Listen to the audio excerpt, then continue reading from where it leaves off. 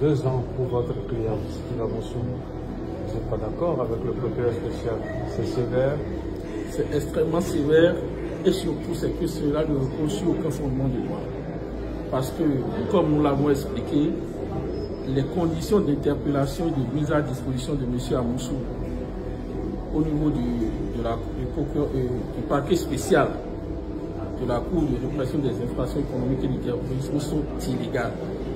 M. Amousou a été appréhendé au Togo, il a été kidnappé alors qu'il était sorti pour s'approvisionner. Cette arrestation de M. Amousou viole le traité de la CEDEAO sur l'extradition, viole la constitution béninoise, viole le droit pénal béninois, qui demande qu'il y ait une commission rogatoire pour le transfèrement de M. Amousou du Togo au Bénin. Il faut obtenir l'autorisation des autorités togolaises pour le mettre à la disposition des autorités béninoises. Et ceux qui ont été les auteurs de ce rapt ont été appréhendés, présentés en procédure spéciale devant la création et été condamnés. Donc, M. Amousou n'a aucune raison d'être actuellement encore dans les lignes de la détention. Le procureur a dit, 1. Les chroniques se sont arrêtées. Deuxièmement, que M. Steve Amousou a avoué devant lui que c'était lui frère Rumbi, et que ses avocats, au début de son arrestation, ont également affirmé qu'il était frère Rumbi. Ça fait sourire. En matière pénale, les règles sont d'interprétation strictes. Le procureur doit, à partir de ces soupçons, venir à la certitude que M. Amousou est bien frère Rumbi. Le minimum à faire, c'est une expertise scientifique pour établir que les voix qui ont été posées, qui ont été fait l'objet de chronique, correspondent exactement à la voix du frère Rumbi. Première chose. Deuxième chose, M. Amousou a toujours contesté être frère Rumbi.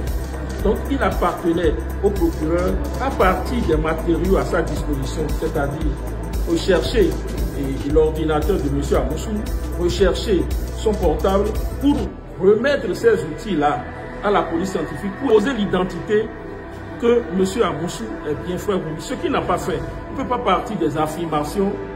En matière pénale, il n'y a pas d'affirmation. Il y a des preuves, il y a des indices. Dans le cas d'espèce, on n'a pas eu de preuves, on n'a pas eu d'indices, on n'a eu que des affirmations gratuites du procureur qui doivent être balayées du revers de la main. Maître, est-ce que vous avez demandé l'expertise vocale? Non, nous n'avons pas à demander l'expertise vocale, puisque c'est le ministère public qui poursuit. Il appartient à celui qui poursuit de rapporter la preuve. C'est d'ailleurs pourquoi le ministère public instruit à charge et à décharge. Donc ce n'est pas à la victime, à la personne privée de liberté de dire je veux l'expertise. C'est à celui qui veut établir la preuve de ce que celui qui est devant lui est bel et bien la personne auteur des faits. C'est à celui-là de faire l'expertise. Et aujourd'hui, le ministère public a la police scientifique à sa disposition. Donc le ministère public aurait dû procéder à l'expertise scientifique. Ça aurait pu sauver votre client, non? Si vous l'avez demandé. Non, nous n'avons pas besoin de demander, comme je l'ai dit, j'insiste. Il appartient à celui qui allègue des faits d'en rapporter la preuve. Le ministère public déclare que c'est Steve Amousou qui est M. Rumbi. Il lui appartenait d'apporter les preuves scientifiques qui montrent que la voix posée sur les audios objets de poursuite, que cette voix est extrêmement ou bien rigoureusement identique à celle de M. Steve Amousou. Vous avez tous plaidé la relaxe. Quel verdict vous espérez?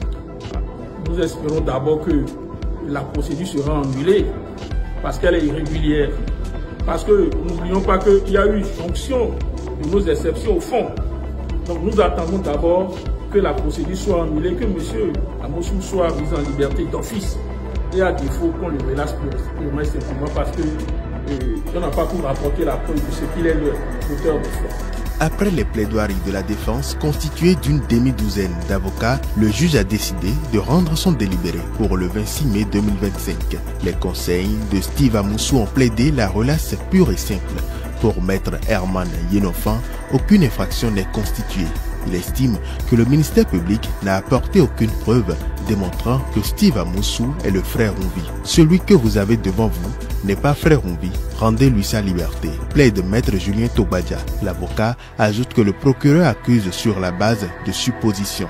Dans la même dynamique, maître Aboubaka Ba Parapé déclare que le juge ne dispose d'aucun élément pour condamner Steve Amoussou. Il a laissé entendre que le premier substitut du procureur fait des affirmations gratuites, sans fondement scientifique. Son confrère, maître Magloire Nyansounou, déplore que le ministère public n'ait pas sollicité la police scientifique pour analyser la voix derrière les chroniques afin de les comparer à celles de Steve Amoussou. Le véritable accusé n'est pas dans le box, soutient maître Nyansounou, en soulignant que le dossier est vide. Maître Banabé Gbagbo trouve que le substitut du procureur n'a instruit ni à charge ni à décharge. Avant eux, le premier substitut du procureur a fait ses réquisitions. Frère Onvi a injurié et intimidé des personnes sous le couvert de l'anonymat, déclare le magistrat. Steve Amoussou, identifié, a nié et a fini par les reconnaître, poursuit le magistrat. J'étais là. L'un des conseils, maître Aboubakar Baparapé, a même laissé entendre lors d'un point de presse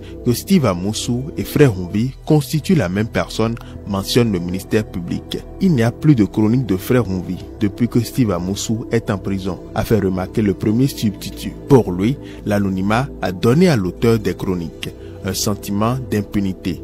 Ces chroniques ont mis à mal la cohésion nationale, trouve le magistrat. On peut critiquer dans l'élégance. À la fin de sa réquisition, il a appelé Steve Amoussou à mettre son génie au service du développement. Le ministère public a requis 2 ans de prison ferme et 1 million d'amende ferme contre le prévenu. Le président des séances a donné la parole à l'accusé avant d'annoncer la date du délibéré. Steve Amoussou déplore le fait que pendant que les grandes puissances envoient leurs enfants dans l'espace grâce aux nouvelles technologies, le Bénin envoie ses enfants en prison.